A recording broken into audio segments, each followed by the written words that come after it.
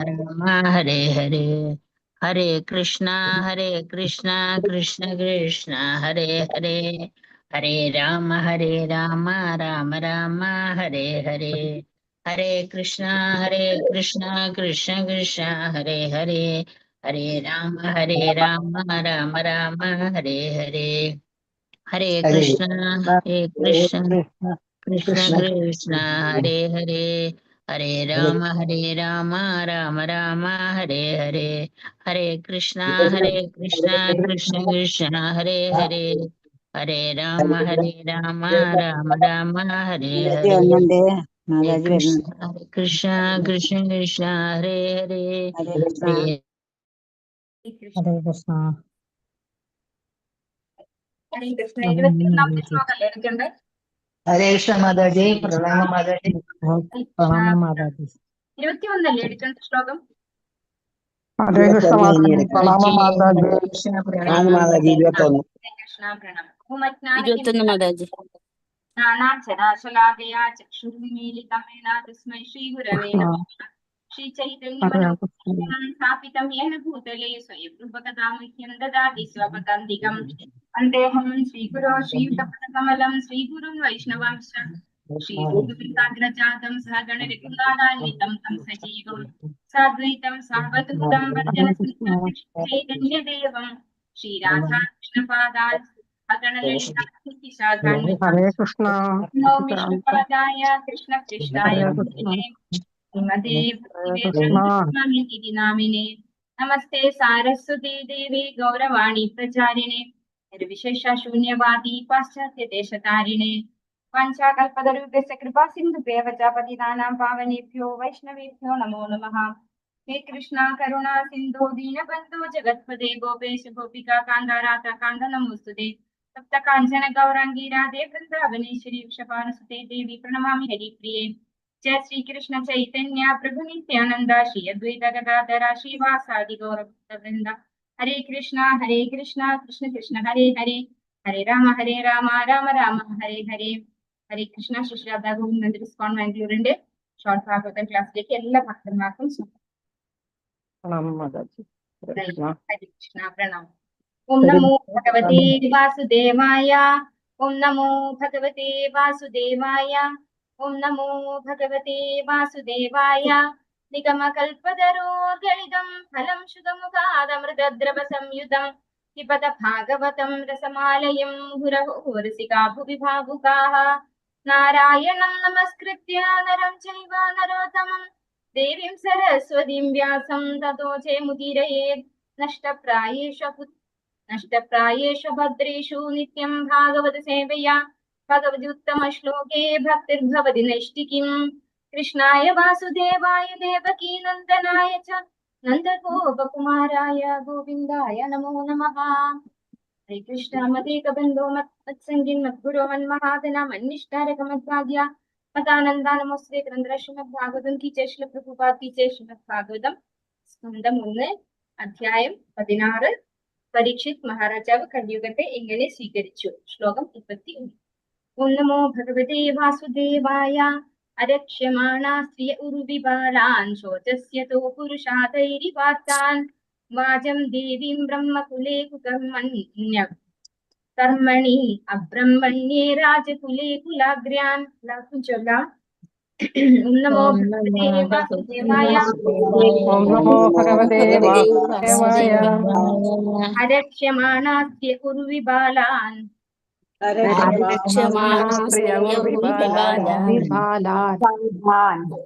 ശോചസ്യതോ പുരുഷാദൈരിവാർത്താൻ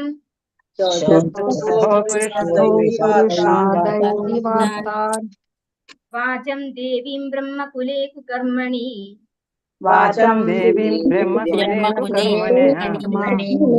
അബ്രഹ്മണ്യേ രാജകുലേ കുലാഗ്രാൻ.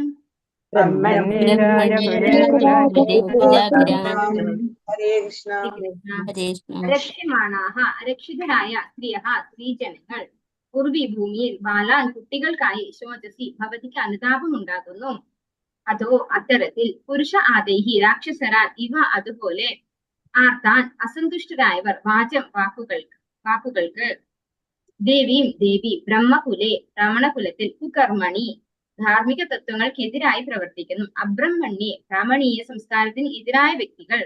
രാജകുലെ രാജകുടുംബത്തിൽ കുല അഗ്ര്യ കുലങ്ങളിൽ വെച്ച് ഏറ്റവും ശ്രേഷ്ഠം ബ്രാഹ്മണർ. പ്രവർത്തനം വാർത്തമേസി ഭക്തി വേദാന്ത സംശ്ല പ്രഭുപാത്തിച്ച് ധാർമ്മിക ബോധമില്ലാത്ത വ്യക്തികളാൽ നിരാലംബരായി ഉപേക്ഷിച്ചു പോകപ്പെട്ട അസന്തുഷ്ടരായ സ്ത്രീകളെയും കുട്ടികളെയും കരുതി ഭവതി ഖേദിക്കുകയാണോ? അഥവാ ധാർമ്മിക തത്വങ്ങൾക്കെതിരായ പ്രവൃത്തികൾക്ക് അടിമകളായ ബ്രാഹ്മണരാൽ വിദ്യാദേവത കൈകാര്യം ചെയ്യപ്പെടുന്നതിനാലാണോ ഭവതി അസന്തുഷ്ടയായിരിക്കുന്നത്? അതോ ബ്രാഹ്മണീയ സംസ്കാരത്തെ ആദരിക്കാത്ത രാജവംശങ്ങളുടെ കീഴിൽ ബ്രാഹ്മണർ അഭയം പ്രാപിച്ചിരിക്കുന്നത് കണ്ടിട്ടാണോ ഭവതി വിഷമിക്കുന്നത്? ഓരോരോ കാരണങ്ങൾ എടുത്ത് ചോദിക്കുന്നത്. അതായത് കലികാലത്ത് നടന്നുകൊണ്ടിരിക്കുന്ന കാര്യങ്ങളാണ് ഇതൊക്കെ അല്ലെ. അപ്പൊ ഇവിടെ സിറ്റുവേഷൻ എന്താണ്? ദിഗ്വിജയത്തിനായിട്ട് പുറപ്പെട്ടിരിക്കുന്ന പരീക്ഷിത് മഹാരാജാവ് തന്റെ മുത്തച്ഛന്മാരായിട്ടുള്ള പഞ്ചപാണ്ഡവന്മാരെ കുറിച്ചുള്ള സ്തുതിഗീതങ്ങളും അവർക്ക് എങ്ങനെയാണോ ഭഗവാന് സേവനങ്ങൾ അർപ്പിക്കാനും അതുപോലെ ഭഗവാൻ അവർക്ക് എങ്ങനെയാണോ സേവനങ്ങൾ അർപ്പിച്ചിട്ടുള്ളത് ഇതൊക്കെ സ്തുതിക്കാണ് ആ പോയ നാട്ടിലുള്ള ആളുകളൊക്കെയും അല്ലെ. ദിഗ്വിജയത്തിന് പോയപ്പോ അവിടെയുള്ള ആളുകള് ഇതൊക്കെ ഇങ്ങനെ പ്രകീർത്തിച്ചുകൊണ്ടിരിക്കുമ്പോ പരീക്ഷിത് മഹാരാജാവ് ഭഗവാനെ സ്മരിക്കാൻ സാധിച്ചു അദ്ദേഹത്തിന് എന്നാണ് പറയുന്നത്. ആ സമയത്ത് കുറച്ച് അകലെയല്ലാതെ നടന്ന ഒരു സംഭവമാണ് എന്ത്? ഒരു പശുവും ഒരു കാളയും. കാളയാണെങ്കിൽ ഒറ്റക്കാലിലാണ്, പശു ആണെങ്കിൽ ശോചനീയല്ലേ വളരെ ദുഃഖിതയായിട്ട് ഇരിക്കുകയാണ് ചെയ്യുന്നത്. അപ്പോ പശു എന്ന് പറയുന്നത് ധർമ്മരാജാവാണ്. പശു എന്ന് പറയുന്നത് ഭൂമിദേവിയാണ്, കാള എന്ന് പറയുന്നത് ധർമ്മരാജാവുമാണ്. അപ്പൊ ധർമ്മരാജാവ് പശുവിനോട് ചോദിക്കുകയാണ്, നിനക്ക് എന്തേ സങ്കടം? ഞാൻ ഒറ്റക്കാലിൽ നിൽക്കുന്നത് കണ്ടിട്ടാണോ? അതോ ഈ ഇവിടെയുള്ള എന്താണ് ദാരിദ്ര്യവും കഷ്ടപ്പാടും ഒക്കെ കണ്ടിട്ടാണോ? അതോ എല്ലാവരും ഇങ്ങനെ അരക്ഷിതരായിട്ടിരിക്കുന്നത്? അതാണ് അടുത്ത ചോദ്യം ചോദിക്കുകയാണ്. ധാർമ്മിക ബോധമില്ലാത്ത വ്യക്തികളാൽ നിരാലംബരായി ഉപേക്ഷിച്ചു പോകപ്പെട്ട അസന്തുഷ്ടരായ സ്ത്രീകളെയും കുട്ടികളെയും കരുതി ഭവതി ദുഃഖിക്കുകയാണ്. അപ്പൊ ഓരോരോ കാരണങ്ങൾ, ഒരു അമ്മയ്ക്ക് എന്തൊക്കെയാണോ കാരണങ്ങൾ ദുഃഖിക്കാൻ, അതൊക്കെ എന്തുണ്ട്? പശുവിന് കാരണങ്ങളുണ്ട് അല്ലെ. ധാർമ്മിക ബോധമില്ലാത്ത വ്യക്തികളാൽ കുട്ടികൾ, അതായത് നിരാലംബരായി ഉപേക്ഷിച്ചു പോകപ്പെട്ട സന്തുഷ്ടരായ സ്ത്രീകളെയും കുട്ടികളെയും കരുതി ഭവതി ദുഃഖിക്കുകയാണോ? ഇന്നത്തെ കാലത്ത് നമ്മൾ ഏറ്റവും കൂടുതൽ കാണുന്നതാണ് ഈ ഡിവോഴ്സ് അല്ലെ. അപ്പോ ഇത് കൂടുതലുണ്ട് ഈ കാലഘട്ടത്തിൽ, കലികാലത്തിൽ ഏറ്റവും കൂടുതലുണ്ട്. സ്ത്രീകൾ അരക്ഷിതരാണ്, കുട്ടികളെ എല്ലാം ഉപേക്ഷിച്ചു പോയ ആളുകളെയാണ് നമുക്ക് കാണാൻ പറ്റുക. അഥവാ ധാർമ്മിക തത്വങ്ങൾക്കെതിരായ പ്രവൃത്തികൾക്ക് അടിമകളായ ബ്രാഹ്മണരാൽ വിദ്യാദേവത കൈകാര്യം ചെയ്യപ്പെടുന്നതിനാലാണോ? അപ്പൊ ബ്രാഹ്മണർ എന്ന് പറഞ്ഞു കഴിഞ്ഞാൽ അതൊരു പൂണൂലിട്ട ഒരു കാറ്റഗറി അല്ല. നമ്മൾ പറഞ്ഞു പാഠനമാണ് ബ്രാഹ്മണരുടെ തൊഴിൽ അല്ലെ, പ്രവൃത്തി. അപ്പൊ പഠിപ്പിക്കുന്ന ഏതൊരാളും ആരാവണം? ബ്രാഹ്മണരാവണം അല്ലെ. പക്ഷെ ഇവിടെ എങ്ങനെയുള്ള ബ്രാഹ്മണരെയാ കാണാൻ സാധിക്കുന്നത്? ധാർമ്മിക തത്വങ്ങൾക്കെതിരായ പ്രവൃത്തികൾക്ക് അടിമകളായ ബ്രാഹ്മണരാൽ വിദ്യാദേവത കൈകാര്യം ചെയ്യപ്പെടുന്നതിനാലാണോ? അപ്പൊ അതും ഇന്നത്തെ സിറ്റുവേഷൻ ആണ് അല്ലെ. ഒരിക്കലും അധ്യാപകർ ഒരിക്കലും ഒരു ബ്രാഹ്മണീയ സംസ്കാരത്തിൽ ഇരിക്കുന്നവരല്ല. അങ്ങനെ ബ്രാഹ്മണീയ സംസ്കാരം ഇല്ലാത്ത ആളുകളാൽ വിദ്യാഭ്യാസ മേഖല കൈകാര്യം ചെയ്യപ്പെടുകയാണ് ഇന്ന് ചെയ്യുന്നത്. അതുകൊണ്ടാണോ ഭവതി അസന്തുഷ്ടയായിരിക്കുന്നത്? അതോ ബ്രാഹ്മണീയ സംസ്കാരത്തെ ആദരിക്കാത്ത രാജവംശങ്ങളുടെ കീഴിൽ ബ്രാഹ്മണർ അഭയം പ്രാപിക്കുന്നത് കണ്ടിട്ടാണോ ഭവതി വിഷമിക്കുന്നത്? ഈ രാജവംശങ്ങൾ എന്ന് പറഞ്ഞാൽ ആരാണ്? ഭരണകർത്താക്കളാണ്. രാജാക്കന്മാരെന്ന് പറഞ്ഞാൽ ആരാണോ ഭരിക്കുന്നത് അവരാണ് രാജാവ്. അപ്പൊ രാജവംശം എന്ന് പറയുമ്പോൾ ഇന്നത്തെ ഭരണകർത്താക്കൾ എന്ന് നമുക്ക് എടുക്കാം. അപ്പൊ ഭരണകർത്താക്കൾ എന്ത് ചെയ്യുന്നില്ല? ബ്രാഹ്മണീയ സംസ്കാരത്തെ ഒട്ടും വില വെക്കുന്നില്ല അല്ലെ. അവരെ എന്താ പറയാ, IAS ഓഫീസേഴ്സ് ആയിട്ടുള്ള ആളുകൾ, അങ്ങനെയുള്ള ക്വാളിഫിക്കേഷനുള്ള ആളുകളാണ് അവരുടെ PA. ശരിക്കും പറഞ്ഞാൽ ആ ജോലി ആര് കൈകാര്യം ചെയ്യേണ്ടതാണ്? യഥാർത്ഥത്തിലുള്ള ആചാര്യന്മാർ അല്ലെ, അതായത് ബ്രാഹ്മണീയ ക്വാളിറ്റി ഉള്ള ആചാര്യന്മാരാലാണ് ഈ രാജവംശം അല്ലെങ്കിൽ രാജാക്കന്മാർ നിയന്ത്രിക്കപ്പെടേണ്ടത്. അവരുടെ ഉപദേശപ്രകാരമാണ് രാജ്യം ഭരിക്കേണ്ടത് ശരിക്കും. പക്ഷെ ഇന്ന് അങ്ങനെയല്ല ഭരിക്കുന്നത് അല്ലെ. അപ്പൊ അങ്ങനെയുള്ള ആളുകളുടെ അടുത്ത് ബ്രാഹ്മണരായിട്ടുള്ളവർ അഭയം പ്രാപിച്ചത് കൊണ്ടാണോ, അത് കണ്ടിട്ടാണോ ഭവതി വിഷമിക്കുന്നത്? അങ്ങനെ ഒരു കാരണം ഇന്ന് നമ്മൾ ഈ സമൂഹത്തിൽ കാണുന്ന അതേ സിറ്റുവേഷൻ ആണ്. അത് കലികാലത്തിന്റെ പ്രത്യേകതയാണ്. അതുകൊണ്ടാണോ ഭവതി വിഷമിച്ചിരിക്കുന്നത് എന്ന് ചോദിക്കുകയാണ് ധർമ്മരാജാവായിട്ടുള്ള കാള. ഭാവർത്തമേസി ഭക്തി വേദാന്ത സംശ്ല പ്രഭുപാദിച്ചേ കലിയുഗത്തിൽ സ്ത്രീകളും കുട്ടികളും ബ്രാഹ്മണർ, ഗോക്കൾ എന്നിവരോടൊപ്പം തീർത്തും അവഗണിക്കപ്പെടുകയും അരക്ഷിതരായി ഉപേക്ഷിക്കപ്പെടുകയും ചെയ്യും. ഈ യുഗത്തിൽ സ്ത്രീകളുമായുള്ള അവിഹിത ബന്ധം നിരവധി സ്ത്രീകളെയും കുട്ടികളെയും നിരാലംബരാക്കി തീർക്കും. സാഹചര്യവശാൽ സ്ത്രീകൾ പുരുഷന്റെ സംരക്ഷണത്തിൽ നിന്നും സ്വതന്ത്രരായി തീരാൻ ശ്രമിക്കും. വിവാഹം എന്നത് സ്ത്രീയും പുരുഷനും തമ്മിലുള്ള ഔപചാരികമായ ഉടമ്പടി മാത്രമായി നടത്തപ്പെടും. ഇതൊക്കെ നമ്മൾ ഇന്ന് കാണുന്ന സിറ്റുവേഷൻസ് ആണ് അല്ലെ. മിക്ക സന്ദർഭങ്ങളിലും കുട്ടികൾക്ക് ശരിയായ പരിരക്ഷണം ലഭിക്കുകയില്ല. പരമ്പരാഗതമായി ബ്രാഹ്മണർ ബുദ്ധിയുള്ളവരാകയാൽ ആധുനിക വിദ്യാഭ്യാസത്തിൽ ഉന്നത സ്ഥാനങ്ങൾ കരസ്ഥമാക്കാൻ അവർക്ക് കഴിയും. എന്നാൽ ശിഷ്ടാചാരപരവും ധാർമ്മികവുമായ തത്വങ്ങളുടെ കാര്യത്തിൽ അവർ അത്യന്തം അധപതിച്ചവരായിരിക്കും. ഇപ്പൊ ഇന്ന് കാണുന്ന ബ്രാഹ്മണ കുടുംബത്തിൽ ജനിച്ചവർ പോലും എന്താണ് ബ്രഹ്മബന്ധു എന്ന് പറയുന്ന കാറ്റഗറിയിൽ മാത്രമേ അവരെ പെടുത്താൻ പറ്റുള്ളൂ, അല്ലെ? അവർക്ക് ബാക്കിയുള്ള ക്വാളിറ്റീസ് ഒന്നും ഉണ്ടാവില്ല. പക്ഷേ നമ്മളൊരു കാര്യം മനസ്സിലാക്കേണ്ടത്, ഒരു ബ്രാഹ്മണ കുടുംബത്തിൽ ജനിക്കുക എന്ന് പറയുമ്പോൾ നമ്മള് ഭഗവത്ഗീതയിൽ പഠിക്കുന്നുണ്ട്, പ്രാപ്യ പുണ്യകൃതാൻ ലോകാൻ ഉഷിത്വാ ശാശ്വതി സമാഹ ശുചീനാം ശ്രീമതാം ഗേഹേ യോഗഭ്രഷ്ടോ വിജായതേ. അപ്പൊ എന്തുകൊണ്ടാണ് അവരൊരു ബ്രാഹ്മണീയ കുലത്തിലെങ്കിലും അവർക്ക് ജനിക്കാൻ അവസരം കിട്ടിയത്? അപ്പൊ അവർ ഏതോ ജന്മം ചെയ്ത കർമ്മങ്ങൾ തന്നെയാണ്. പക്ഷെ അവർ ഈ ജന്മം ജനിച്ചിട്ട് ഒരു ബ്രാഹ്മണനായി ജനിച്ചിട്ട് പോലും അതിന്റെ ആ ഒരു സാഹചര്യം മുതലെടുക്കാതെ, അതായത് ബ്രാഹ്മണീയമായ ക്വാളിറ്റി നിലനിർത്തി പോരാൻ ശ്രമിക്കാതെ എന്താ പറയാ ബാക്കിയുള്ള കാര്യങ്ങളിലൊക്കെ എൻഗേജ് ചെയ്യണം, അല്ലെ? പക്ഷെ ഇവര് ജന്മം കൊണ്ട് തന്നെ ബുദ്ധിയുള്ളവരായിരിക്കും എന്നാണ് പറയുന്നത്. അവർ അങ്ങനെ ഒരു സമൂഹത്തിൽ ജനിച്ചത് കൊണ്ട് നമ്മൾ കണ്ടു കഴിഞ്ഞാൽ നോക്കിക്കഴിഞ്ഞാൽ നമുക്ക് മനസ്സിലാവും, ഒരു അയ്യർ ഫാമിലി എന്നൊക്കെ പറയുന്നവരൊക്കെ നല്ല ബ്രില്യന്റ്, എക്സ്ട്രീം ബ്രില്യന്റ് ആയിരിക്കും. അപ്പൊ അവർ ആ ബ്രില്യൻസ് എന്തിനു വേണ്ടി ഉപയോഗിക്കുക? അവർ നല്ല ഡോക്ടർ ആവാനോ വലിയ വലിയ ക്വാളിഫിക്കേഷൻ വർദ്ധിപ്പിക്കാനോ മാത്രമാണ് അവർ ആ ബ്രില്യൻസ് ഉപയോഗിക്കുക. അതാണ് ഇവിടെ പറയുന്നത്, പരമ്പരാഗതമായ ബ്രാഹ്മണർ ബുദ്ധിയുള്ളവരാകയാൽ ആധുനിക വിദ്യാഭ്യാസത്തിൽ ഉന്നത സ്ഥാനങ്ങൾ കരസ്ഥമാക്കാൻ ഇവർക്ക് കഴിയും. എന്നാൽ ശിഷ്ടാചാരപരവും ധാർമ്മികവുമായ തത്വങ്ങളുടെ കാര്യത്തിൽ അവർ അത്യന്തം അധപതിച്ചവരായിരിക്കും. വിദ്യാഭ്യാസവും ദുസ്വഭാവവും സാധാരണയായി ഒന്നിച്ചു പോവുകയില്ല. എന്നാൽ കലിയുഗത്തിൽ അത്തരം കാര്യങ്ങൾ സമാന്തരമായി പ്രവർത്തിക്കും. ഇപ്പോ നമ്മൾ സ്വാഭാവികമായിട്ട് മനസ്സിലാക്കുന്ന എന്താണ്, വിദ്യാഭ്യാസം, ഉന്നത വിദ്യാഭ്യാസം പ്രാപിച്ചു കഴിഞ്ഞാൽ അവർക്ക് എന്താ പറയാ ദുസ്വഭാവം ഉണ്ടാവില്ല എന്നാണ്. പക്ഷെ ഇന്ന് നമുക്ക് ഇതൊന്നും കാണാൻ പറ്റില്ല, അല്ലെ? എല്ലാവരും ദുസ്വഭാവികളായിട്ടുള്ളവർ നല്ല ബ്രില്യന്റ് ആയിട്ട് പെട്ടെന്ന് പഠിച്ച് നല്ല പൊസിഷനിലൊക്കെ എത്തി പോകുന്നത് നമുക്ക് കാണാൻ സാധിക്കും. ഭരണാധികാരികൾ എന്ന വർഗം തന്നെ വൈദിക ജ്ഞാനത്തിന്റെ അടിസ്ഥാന തത്വങ്ങളെ അപലപിക്കുകയും മതേതരം എന്ന് വിളിക്കപ്പെടുന്ന രാജ്യം സ്ഥാപിക്കാൻ മുൻതൂക്കം കൊടുക്കുകയും ചെയ്യും. വിദ്യാസമ്പന്നരെന്ന് വിളിക്കപ്പെടുന്ന ബ്രാഹ്മണരെ അത്തരം തത്വദീക്ഷയില്ലാത്ത ഭരണാധികാരികൾ വിലയ്ക്ക് വാങ്ങുകയും ചെയ്യും. ഇപ്പോ ഭരണാധികാരികൾ തന്നെ പറയും ഈ രാജ്യം മതേതര രാജ്യമാണെന്ന്. നമുക്ക് വ്യക്തമായിട്ട് അറിയുന്ന കാര്യമാണിപ്പോ. വിദ്യാസമ്പന്നരെന്ന് വിളിക്കപ്പെടുന്ന ബ്രാഹ്മണരെ അത്തരം തത്വദീക്ഷയില്ലാത്ത ഭരണാധികാരികൾ വിലയ്ക്ക് വാങ്ങുകയും ചെയ്യും. അവരെ ഹൈ സാലറി കൊടുത്ത് അവരുടെ ഇഷ്ടത്തിന് പണിയെടുക്കുന്നവരാക്കി മാറ്റും. ബ്രാഹ്മണീയ, അതായത് കുറച്ചെങ്കിലും ബ്രാഹ്മണീയ ക്വാളിറ്റി ഉള്ളവരെ പോലും അവര് പർച്ചേസ് ചെയ്യും എന്നാണ് ഇവിടെ പറയുന്നത്. ധാർമ്മിക തത്വങ്ങളെ കുറിച്ചുള്ള നിരവധി ഗ്രന്ഥങ്ങളുടെ കർത്താവും ദാർശനികനുമായ വ്യക്തി പോലും ശാസ്ത്രങ്ങളിലെ സർവധർമ്മ സംഹിതകളെയും നിഷേധിക്കുന്ന ഭരണകൂടത്തിൽ ഉന്നത പദവി സ്വീകരിച്ചേക്കാം. വിശേഷിച്ചും ബ്രാഹ്മണരെ അത്തരം പദവികൾ സ്വീകരിക്കുന്നതിൽ നിന്നും വിലക്കിയിരിക്കുന്നു. പക്ഷേ ഈ കലിയുഗത്തിൽ അവർ അത്തരം പദവികൾ സ്വീകരിക്കുമെന്ന് മാത്രമല്ല, അത് എത്ര തന്നെ തരം താണതാണെങ്കിൽ പോലും അവർ അപ്രകാരം പ്രവർത്തിക്കും. മാനവ സമൂഹത്തിന്റെ സാമാന്യ ക്ഷേമത്തിന് ഹാനികരമായ ചില കലിയുഗ ലക്ഷണങ്ങളാണിവ. അപ്പോ ഈ കാണുന്നതൊക്കെയും നമ്മൾ ഇന്ന് കാണുന്ന കാര്യങ്ങൾ തന്നെയാണ് ശ്രീ പ്രഭുപാദർ പർപ്പോട്ടിൽ തന്നിരിക്കുന്നത്.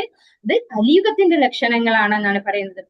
കുറച്ചെങ്കിലും സാമാന്യ, അതായത് എന്താ പറയാ നല്ലൊരു ബ്രാഹ്മണനാണെങ്കിൽ പോലും അവരുടെ ഇഷ്ടത്തിനനുസരിച്ചായിരിക്കില്ല, അവരെ ഫോഴ്സ്ഫുള്ളി അവരെ തെറ്റായ കാര്യങ്ങൾ ചെയ്യാൻ പ്രേരിപ്പിക്കുകയും അവരെ കൊണ്ട് ചെയ്യിപ്പിക്കുകയും ചെയ്യുന്ന ഒരു ഭരണ സമൂഹത്തെയാണ് നമ്മൾ ഇന്ന്, ഭരണകർത്താക്കളെയാണ് നമ്മൾ ഇന്ന് കാണാറ്. നമുക്കിവിടെ ശരിക്കും കാണാൻ കഴിയുന്ന ഒരു കാര്യം തന്നെയാണ്. പക്ഷെ എന്തുകൊണ്ട് അവരതിന് നിന്നു കൊടുക്കുന്നു എന്ന് ചോദിച്ചു കഴിഞ്ഞാൽ, ഇന്നത്തെ കാലത്ത് എല്ലാവർക്കും എന്താണ് വേണ്ടത്?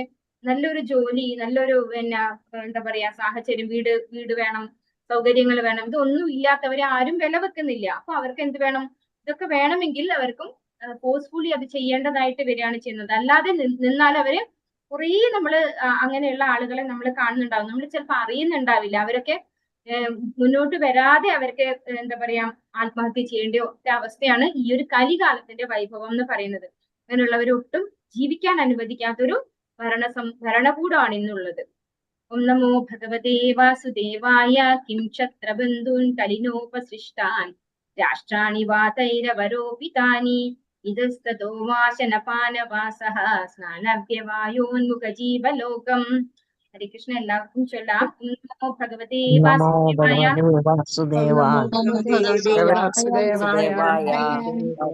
ക്ഷത്രബന്ധൂൻ കലിനോപസൃഷ്ടാൻ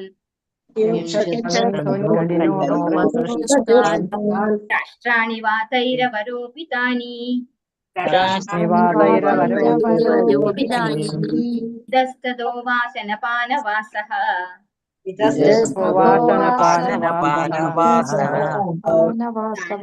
സ്നാനവ്യവായോന്മുഖജീവലോകം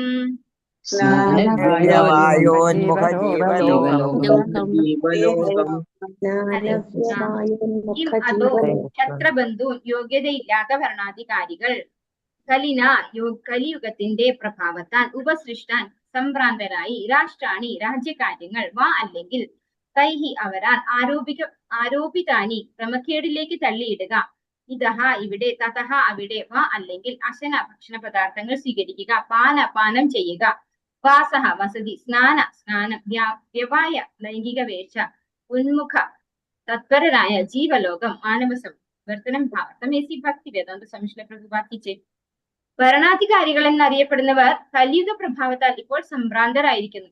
അങ്ങനെ അവർ എല്ലാ രാജ്യകാര്യങ്ങളെയും ക്രമക്കേടിലാക്കിയിരിക്കുന്നു. ഈ ക്രമക്കേട് ഓർത്ത് ഭവതി വിലപിക്കുന്നുവോ? ഭക്ഷണപാനീയങ്ങൾ, നിദ്ര, മൈഥുനം എന്നിങ്ങനെയുള്ളവയുടെ നിയമവ്യവസ്ഥകൾ ഒന്നും ഇപ്പോൾ സാമാന്യ ജനങ്ങൾ പാലിക്കുന്നില്ല. അവർ എവിടെയും എല്ലായിടത്തും ഇവയെല്ലാം ചെയ്യുന്ന പ്രവണതയുള്ളവരായി തീർന്നിരിക്കുന്നു. ഇതുകൊണ്ടാണോ ഭവതി അസന്തുഷ്ടയായിരിക്കുന്നത്? ഒരമ്മയോട് ചോദിക്കുന്നതാണ് അല്ലെ. ഒരമ്മയ്ക്ക് ഉണ്ടാവുന്ന വിഷമാണ് ഇവിടെ പശുവിനുള്ള വിഷമം. ഭരണാധികാരികളായിട്ടുള്ള ആളുകള് കലിയുഗം കാരണം എന്താണ് സംഭ്രാന്തരായിരിക്കുന്നു. അവര് എല്ലാ രാജ്യകാര്യങ്ങളും ക്രമക്കേടിലാക്കിയിരിക്കുന്നു. ഇതൊക്കെ ഒന്നും എക്സ്പ്ലെയിൻ ചെയ്യാനില്ല അല്ലെ. നമുക്ക് പത്രം എടുത്ത് വായിക്കുന്ന പോലെയാണ് ഈ കാര്യങ്ങൾ ഇവിടെ മെൻഷൻ ചെയ്തിരിക്കുന്നത്. അതുകൊണ്ടാണോ ഈ ക്രമക്കേടൊക്കെ കണ്ടിട്ടാണോ ഭവതി വിലപിക്കുന്നത്? നമുക്ക് മനസ്സിലാക്കാം. ഇപ്പൊ ഭൂമി ദേവി പശുവിന്റെ രൂപത്തിലാണെങ്കിൽ എന്തായിരിക്കും ഭൂമി ദേവിയുടെ അവസ്ഥ? മുഴുവൻ കരയാനേ സമയമുള്ളൂ അല്ലെ. അതാണ് ഇന്നത്തെ അവസ്ഥ. അപ്പൊ നമ്മൾ മനസ്സിലാക്കേണ്ടത് ഇപ്പൊ 4,27,000 വർഷം കലിയുഗം ബാക്കിയുണ്ട്. 5,000 വർഷം ആയിട്ടുള്ളൂ. അപ്പോഴുള്ള അവസ്ഥയാണ് ഇതെങ്കിൽ ഇനി അങ്ങോട്ടുള്ള അവസ്ഥ എന്തായിരിക്കും എന്നുള്ളത് നമുക്ക് ഇമാജിൻ പോലും ചെയ്യാൻ പറ്റില്ല അല്ലെ. ഭക്ഷണപാനീയങ്ങൾ, നിദ്ര, മൈഥുനം ഇങ്ങനെയുള്ളവയുടെ നിയമവ്യവസ്ഥകൾ ഒന്നും ഇപ്പോൾ സാമാന്യ ജനങ്ങൾ പാലിക്കുന്നില്ല. എന്ത് ഭക്ഷണവും കഴിക്കാം അല്ലെ, എന്തും കുടിക്കാം, എവിടെ വേണമെങ്കിലും ഉറങ്ങാം, എവിടെ നിന്ന് വേണമെങ്കിലും മൈഥുനം ചെയ്യാം. അങ്ങനെ ഒരു അവസ്ഥയാണ് ഇന്നുള്ളത്. അവർ എവിടെയും എല്ലായിടത്തും ഇവയെല്ലാം ചെയ്യുന്ന പ്രവണതയുള്ളവരായി തീർന്നിരിക്കുന്നു. ഇതുകൊണ്ടാണോ ഭവതി അസന്തുഷ്ടയായിരിക്കുന്നത്? ഈ കാരണങ്ങളാലൊക്കെയാണോ തന്റെ മക്കള് വഴിപഴിച്ചു പോയാൽ ഒരു അമ്മയ്ക്ക് ഉണ്ടാകുന്ന വിഷമം അതാണോ പശുവിനുള്ളത്, ഭൂമി ദേവിയായിട്ടുള്ള പശുവിന് ഉള്ളത് എന്ന് ചോദിക്കുകയാണ് ധർമ്മരാജാവായിട്ടുള്ള കാള. ഭർത്തമേസി ഭക്തി വേദാന്ത സംശ്ലേഷ പ്രതിപാദിച്ചു. താളമൃഗങ്ങളുടേതിന് തുല്യമായ ചില ജീവിത ആവശ്യങ്ങളുണ്ട്. ആഹാര, നിദ്ര, ഭയം, മൈഥുനങ്ങളാണവ. ഈ ശാരീരിക ആവശ്യങ്ങൾ മനുഷ്യർക്കും മൃഗങ്ങൾക്കും പൊതുവായതാകുന്നു. പക്ഷേ മനുഷ്യർ ഇത്തരം ആഗ്രഹങ്ങൾ മൃഗങ്ങളെ പോലെ നിറവേറ്റരുത്, മറിച്ച് മനുഷ്യനെ പോലെ നിറവേറ്റണം. ഒരു ശ്വാനന് യാതൊരു അറപ്പും ഇല്ലാതെ പൊതുജനമധ്യത്തിൽ വെച്ച് പെണ്ണായുമായി ഇണചേരാൻ കഴിയും. എന്നാൽ ഒരു മനുഷ്യൻ അങ്ങനെ പ്രവർത്തിക്കുന്ന പക്ഷം അതൊരു പൊതുശല്യമായി കണക്കാക്കി ആ വ്യക്തിയെ കുറ്റവാളിയായി ശിക്ഷിക്കും. ആകയാൽ മനുഷ്യർക്ക് സാമാന്യമായ ആവശ്യങ്ങൾ നിറവേറ്റാൻ പോലും ചില നിയമനിബന്ധനകളുണ്ട്. കലിയുഗത്തിന്റെ പ്രഭാവത്താൽ വ്യാമോഹിതരാകുമ്പോൾ മാനവ സമൂഹം അത്തരം നിയമനിബന്ധനകളെ തിരസ്കരിക്കുന്നു. ഈ യുഗത്തിൽ ജനങ്ങൾ നിയമനിബന്ധനകളെ അനുസരിക്കാതെ ഇത്തരം ജീവിതാവശ്യങ്ങൾ യഥേഷ്ടം വ്യാപരിക്കുന്നു. ഇത്തരം മൃഗതുല്യമായ പെരുമാറ്റം ഹാനികരമായ ഫലങ്ങൾ ഉളവാക്കുന്നു. ആകയാൽ സാമൂഹിക സദാചാര നിയമങ്ങളുടെ ഈ അപചയം തീർച്ചയായും ശോചനീയമാണ്. ഈ യുഗത്തിൽ സ്വന്തം സംരക്ഷണത്തിന് കീഴിൽ കഴിയുന്ന കുട്ടികളുടെ സ്വഭാവത്തിൽ പിതാക്കന്മാരും രക്ഷിതാക്കന്മാരും അസന്തുഷ്ടരാണ്. ഈ യുഗത്തിൽ സ്വന്തം സംരക്ഷണത്തിന് കീഴിൽ കഴിയുന്ന കുട്ടികളുടെ സ്വഭാവത്തിൽ പിതാക്കന്മാരും രക്ഷിതാക്കളും അസന്തുഷ്ടരാണ്. ഇത് എന്താണ് കറക്റ്റാണ് എഴുതിയതല്ലേ? എല്ലാവർക്കും സ്വാതന്ത്ര്യം വേണം. ഇന്ന് കുട്ടികൾക്കൊന്നും നമ്മൾ അവരുടെ കാര്യങ്ങളിൽ ഇടപെടുന്നത് ഇഷ്ടമല്ല. അവർക്ക് വേണ്ടത് സ്വാതന്ത്ര്യമാണ്. അപ്പൊ ഈ സ്വാതന്ത്ര്യം എന്താണ് ഇവിടെ പറയുന്നത്? മനുഷ്യനായി ജനിച്ചിട്ടുണ്ടെങ്കിൽ നമുക്ക് സ്വാതന്ത്ര്യം ഇല്ല. നമ്മളൊരു നിയമത്തിൽ ബന്ധിതരാണ്. അതിന് നമുക്ക് എല്ലാ കാര്യത്തിലും നിയന്ത്രണം ഉണ്ടെന്നുള്ളതാണ് സത്യം. പക്ഷെ ഇന്ന് ആർക്കും ആരെയും നിയന്ത്രിക്കുന്നത് ഇഷ്ടമല്ല. അത് ഇവിടെ എടുത്തു പറയാണ്. സ്വന്തം നിയന്ത്രണത്തിൽ കുട്ടികൾ വരുന്നതിൽ മാതാപിതാക്കൾ എപ്പോഴും ശോചനീയരാണ്. ഈ യുഗത്തിൽ സ്വന്തം സംരക്ഷണത്തിന് കീഴിൽ കഴിയുന്ന കുട്ടികളുടെ സ്വഭാവത്തിൽ പിതാക്കന്മാരും രക്ഷിതാക്കളും അസന്തുഷ്ടരാണ്. കലിയുഗത്തിന്റെ സ്വാധീനം സമ്മാനിച്ച ദുഷിച്ച സംസർഗത്തിന്റെ ഇരകളാണ് നിഷ്കളങ്കരായ നിരവധി കുട്ടികളെന്ന് അവർ മനസ്സിലാക്കണം. ഒരു ബ്രാഹ്മണന്റെ നിഷ്കളങ്കനായ പുത്രനായ അജാമിളൻ ഒരിക്കൽ വീതിയിലൂടെ നടന്നു പോയിക്കൊണ്ടിരുന്നപ്പോൾ ശൂദ്ര ദമ്പതികൾ ലൈംഗിക ആസക്തിയോടെ ആലിംഗനം ചെയ്യുന്നത് കാണാൻ ഇടയായെന്ന് ശ്രീമദ് ഭാഗവതത്തിൽ നിന്നും നാം മനസ്സിലാക്കുന്നു. ഇത് അജാമിളനെ ആകർഷിക്കുകയും പിന്നീട് ആ ചെറുപ്പക്കാരൻ എല്ലാവിധ അമിത വിഷയാസക്തികളുടെയും ഇരയായി തീരുകയും ചെയ്തു. ഒരു പരിശുദ്ധ ബ്രാഹ്മണൻ എന്ന നിലയിൽ നിന്നും ഏറ്റവും നികൃഷ്ടനായ തെമ്മാടിയായി അധപതിച്ചതിനെല്ലാം കാരണം അവന്റെ ദുഷിച്ച സംസർഗമായിരുന്നു. അക്കാലത്ത് അജാമിളനെ പോലെ ഒരേ ഒരു ഇര മാത്രമായിരുന്നുവെങ്കിൽ ഇന്ന് ഈ കലിയുഗത്തിൽ നിഷ്കളങ്കരായ പാവം വിദ്യാർത്ഥികൾ മനുഷ്യരെ ലൈംഗികതയിലേക്ക് മാത്രമായി ആകർഷിക്കുന്ന സിനിമകളുടെ നിത്യ ഇരകളായിക്കൊണ്ടിരിക്കുന്നു. ഭരണാധികാരികൾ എന്നറിയപ്പെടുന്നവരെല്ലാം ക്ഷത്രിയരെ സംബന്ധിക്കുന്ന വിഷയങ്ങളിൽ പരിശീലനം സിദ്ധിക്കാത്തവരാണ്. ബ്രാഹ്മണർ വിജ്ഞാനത്തിനും മാർഗനിർദ്ദേശത്തിനും ഉദ്ദേശിക്കപ്പെട്ടിട്ടുള്ളത് പോലെ ക്ഷത്രിയർ ഭരണകാര്യങ്ങൾക്കായി ഉദ്ദേശിക്കപ്പെട്ടിട്ടുള്ളവരാകുന്നു. ക്ഷത്രബന്ധു എന്ന പദം നാമമാത്രരായ ഭരണാധികാരികളെ അഥവാ സംസ്കാരത്തിലൂടെയും പാരമ്പര്യത്തിലൂടെയും ഉചിതമായ ശിക്ഷണം ലഭിക്കാതെ ഭരണാധികാരിയുടെ പദവിയിലേക്ക് ഉയർത്തപ്പെട്ട വ്യക്തികളെ സൂചിപ്പിക്കുന്നു. ഇപ്പൊ ഇവിടെ എന്താ പറഞ്ഞു വരുന്നത്? നമ്മള് അജാമിളന്റെ കേസിൽ നമുക്ക് മനസ്സിലാക്കാൻ സാധിക്കും, ഒരു കണ്ണുകൊണ്ട് ഒരു കാഴ്ച കണ്ടതിന്റെ പേരിലാണ് ഒരു ജീവിതകാലം മുഴുവൻ അദ്ദേഹം തെറ്റായ മാർഗത്തിലൂടെ അല്ലെങ്കിൽ ഒരു വേശ്യാസ്ത്രീയുടെ കൂടെ ജീവിക്കേണ്ടി വന്നത്. അദ്ദേഹത്തിന് അങ്ങനെ ഒരു ആഗ്രഹം ഉണ്ടായിപ്പോയി. അങ്ങനെ ആ ആഗ്രഹത്തിന്റെ കാരണം ഒരു കാഴ്ചയാണ്. ഇപ്പൊ നമ്മൾക്കാണെങ്കിൽ ഇന്ന് മൊബൈൽ ഫോണില് ഓൾ ടൈം കാഴ്ച കാണാനുള്ളൊരു ഇതാണ് അല്ലെ. എല്ലാ കുട്ടികളുടെ കയ്യിലും സ്വന്തം ഫോണും വൈഫൈയും എല്ലാം അവൈലബിൾ ആണിപ്പോ. വൈഫൈയും ഡാറ്റയും ഒക്കെ അവൈലബിൾ ആണ്. അവർക്ക് എന്ത് വേണമെങ്കിലും കാണാനുള്ള സ്വാതന്ത്ര്യമാണ്. ലോക്കാക്കി വെക്കും അല്ലെ അവര് ഫോണ്. ഇപ്പോ അവർക്ക് എല്ലാം അവൈലബിൾ ആയിട്ടുള്ള ഒരു സിറ്റുവേഷൻ, ഒരു കറന്റ് സിറ്റുവേഷൻ ആണ് ഇപ്പൊ ഉള്ളത്. ഇതൊക്കെ കാരണം എന്തുകൊണ്ടാണ്? ഇവിടെ ക്ഷത്രബന്ധു എന്ന് പറയുന്നത്. നമ്മള് ബ്രഹ്മബന്ധു അശ്വത്ഥാമാവിനെ വിളിച്ചത് കേട്ടിട്ടുണ്ട് അല്ലെ. ഇവിടെ ക്ഷത്രബന്ധു എന്ന് വിളിക്കുന്നു. ഇന്നത്തെ കാലത്തെ രാഷ്ട്രീയ നേതാക്കന്മാരെ അല്ലെങ്കിൽ ഭരണകർത്താക്കൾ എന്ന് പറയുന്നത് ക്ഷത്രബന്ധു എന്ന കാറ്റഗറിയിലാണ് വരുന്നത്. അവരൊരിക്കലും ക്ഷത്രിയരല്ല. അവർക്ക് ക്ഷത്രിയന്റെ പ്രഭാവം ഉണ്ട്, പക്ഷെ അവർക്ക് അതിന്റെ ക്വാളിറ്റി ഇല്ല. നമ്മള് പിന്നെ പാണ്ഡവര് യഥാസമയം വിരമിക്കുന്നു എന്നിടത്ത് യുധിഷ്ഠിര മഹാരാജാവ് എങ്ങനെയാണ് പരീക്ഷിത് മഹാരാജാവിനെ രാജാവാക്കിയത്? ആദ്യം പ്രോപ്പർ ട്രെയിനിങ് കൊടുത്തു അല്ലെ. ഒരു രാജാവ് എങ്ങനെ രാജ്യം ഭരിക്കണം എന്നുള്ളതിന്റെ ട്രെയിനിങ് കൊടുത്തു അദ്ദേഹത്തിന്. അതിനുശേഷമാണ് പരീക്ഷിത് മഹാരാജാവിനെ രാജാവാക്കി വാഴിക്കുന്നത്. അപ്പൊ അതുപോലുള്ള ട്രെയിനിങ് ഇന്നുള്ള ആർക്കും തന്നെ കിട്ടുന്നില്ല അല്ലെ. ജസ്റ്റ് പൊളിറ്റീഷ്യൻസ് ആരൊക്കെ ജയിക്കുന്നോ ആ രീതി അവര് പോയിട്ട് ഭരിക്കുകയാണ് ചെയ്യുന്നത്. അവർക്കൊന്നും എങ്ങനെ ഭരിക്കണം എന്നുള്ളതിന്റെ ട്രെയിനിങ് ഇല്ല. അതുകൊണ്ടാണ് ഇങ്ങനെയുള്ള തെറ്റായ കാര്യങ്ങളൊക്കെ രാജ്യത്ത് നടക്കുന്നതെന്നാണ് ഇവിടെ പറഞ്ഞു തരുന്നത്.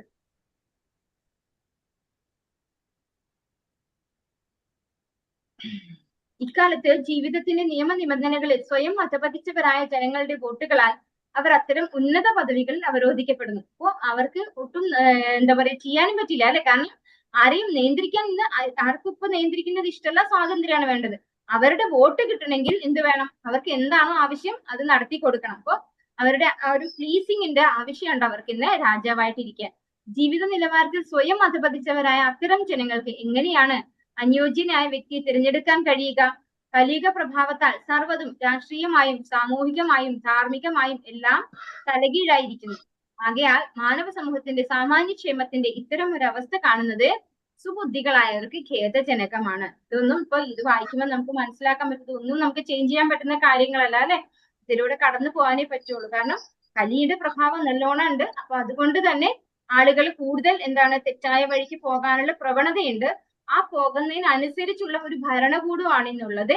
അപ്പോ പിന്നെ ഇതിനെല്ലാം നമുക്ക് മാറ്റം വരുത്തണമെങ്കിൽ ഒന്നേ വഴിയുള്ളൂ, എല്ലാവരെയും ഭക്തന്മാരാക്കി മാറ്റണം. അതിനും ആർക്കും താല്പര്യമില്ല അല്ലെ. എല്ലാവരും ഇന്ദ്രിയ സുഖത്തിൽ മാത്രം തൽപരരായിട്ട് ഇരിക്കുന്ന ഒരു സിറ്റുവേഷൻ ആണ് ഇപ്പോൾ ഉള്ളത്. അപ്പോ എന്താ പറയാ, നമുക്ക് ചെയ്യാൻ പറ്റുന്നത് നമ്മൾ ചെയ്യാം അല്ലെ.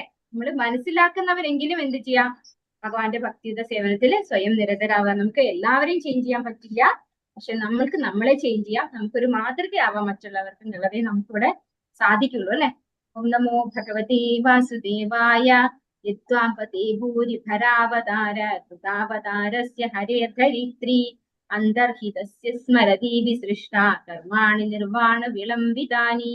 ശ്രീകൃഷ്ണൻ എല്ലാവർക്കും ചൊല്ലാം. ഓം നമോ ഭഗവതി വാസുദേവായ. ഓം നമോ ഭഗവതേ വാസുദേവായ. യദ്വാംപതേ ഭൂരിഭരാവതാര യദ്വാംപതേ ഭൂരിഭരാവതാര കൃതാവതാരസ്യ ഹരേധരിത്രി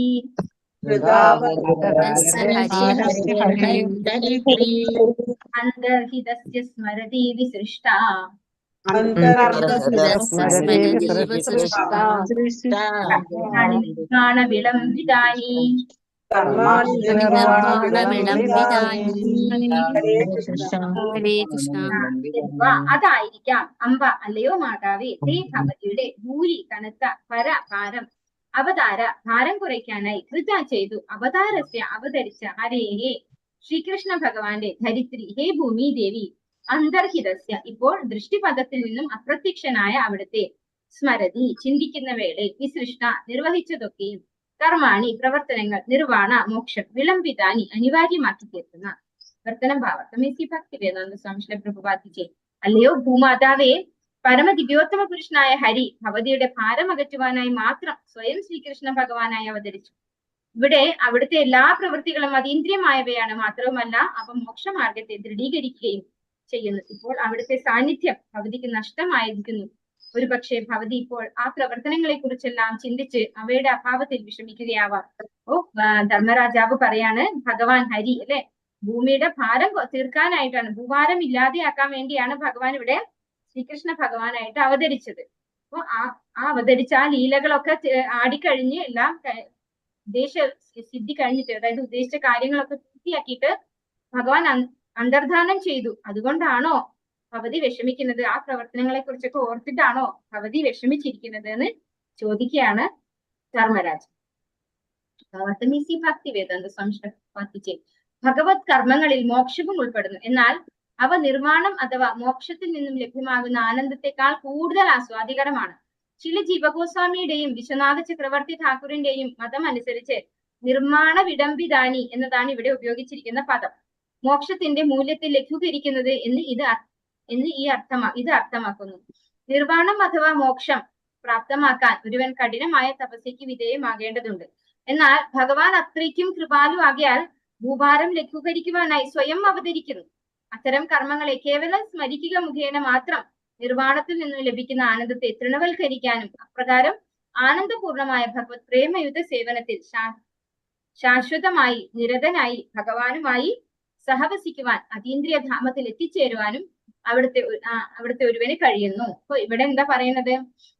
നിർവാണ വിടംബിതാനി എന്ന വാക്ക് ഉപയോഗിച്ചിരിക്കുന്നു ഈ ശ്ലോകത്തിൽ. എന്താണ് ഈ നിർവാണം എന്ന് പറഞ്ഞു കഴിഞ്ഞാല് മോക്ഷം എന്നാണ് പറയുന്നത്.